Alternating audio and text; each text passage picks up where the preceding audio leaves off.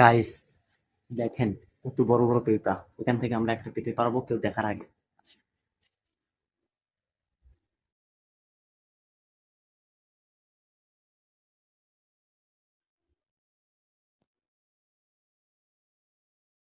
Aunty দেখলো দিলে ভাই দেখলো দেখ।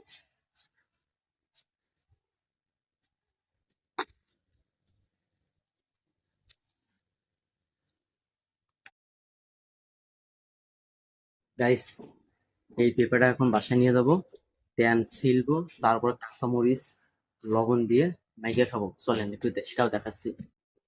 গাইস এটার ভিতরে অনেক আঠা আছে, আর এই আঠাটা আমরা একটু পানিতে ভালোভাবে ধুয়ে নিচ্ছি। এরপর এটাকে ভালো করে কাটবো আমরা।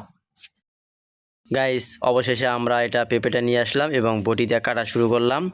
আর এইটা সাইজ অনেক বড় আছে, খাইতে অনেক মিষ্টি হবে আর অনেক স্বাদও লাগবে এটা খাইতে।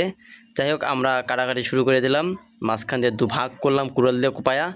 তারপরে মাঝখানে যে ছোটো ছোটো বিচিগুলো ছিল সেগুলো বের করলাম এবং ওপরে যে একটা আবরণ থাকে সেটা বের করলাম। তারপরে সুন্দর করে কুচু কুচু করে কাটলাম, কাটার পর লবণ দিলাম। আসলে কাঁচামরিচ নাই, সেটা শুকনো মরিচ দিচ্ছি, গুঁড়া মরিচ।